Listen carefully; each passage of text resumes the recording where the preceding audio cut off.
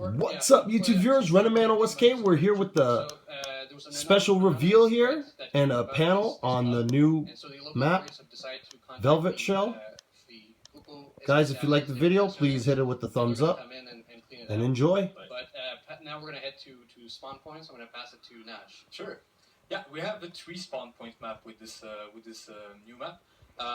Basically, you have 3 different approach. The main entrance is the one that is going to be the safest, accessible by foot, but it's the one that gives you less rappel and less entry points into the building. So the next one we're going to see is the poolside. Poolside is a more dangerous one in terms of verticality, and you have to go with a cover-to-cover approach to reach the building. But less opportunities for spawn kills, right? Oh, no, definitely. We always look to prevent spawn kills.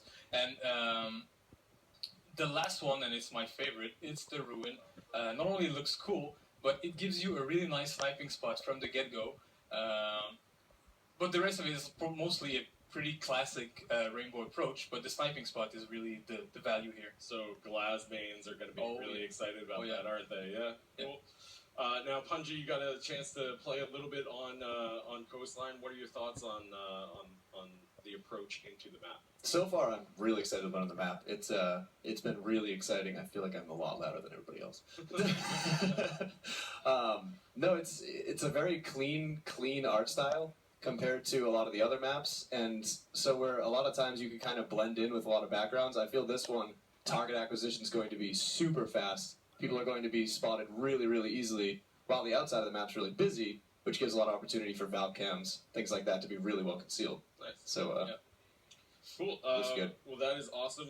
Now, Naj, we're going to take a look at some of the beauty shots of Ibiza in Coastline, because it really is beautiful. Naj, tell us how this map is a little bit different from others. So, well, the main focus of this map and how it was built is around the central courtyard. So, what's interesting about this is that it's a really high-risk, high-reward zone. You can transition really fast, but you're really exposed, which leads me to what I think the dynamic of this map is interesting is we have long line of sight in the middle of the map, while having short line of sights on the perimeter. So it's really interesting to, it's going to make like the central of the map really dangerous. Nice, so all of this control is really centered on that central area, right? Because you're going to be able to see into the interior, but it's also almost like an exterior within the it's a really fast transition. Yeah, and you can rappel into the bomb sites, right? From that. and not only that, but jump straight down onto a platform that can get you right into the second or the first floor with quick speed and minimal impact. Yeah, so there's going to be many different ways that you're going to be able to approach the objective point, other than just your typical rappel and breach. Exactly. Right. Yeah. Exactly. Now, going on to the bomb sites, are they kind of more difficult to defend or easy to defend? Well, we always try to make a balanced bomb site. We have our formula where for reinforcement, entry points, the size of the rooms.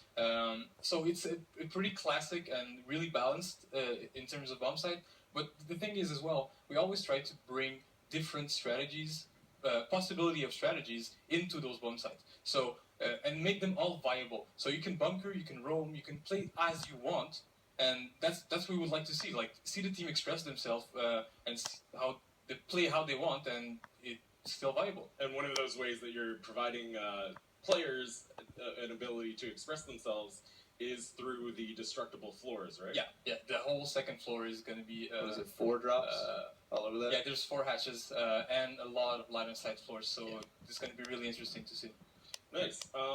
And so now we're going to talk a little bit about the development process. Miles, how do you? I mean, we're looking at these beautiful shots of La Perla Blanca in Coastline. It's my future home. It's your future, definitely. Yeah, all of it. I need that's just your summer. I need 500,000 more subs on Twitch, but it's my future home. Sorry. So Miles, how do we get to that point? Yeah, sure. So in level design, what we usually do is we start with a 2D plan.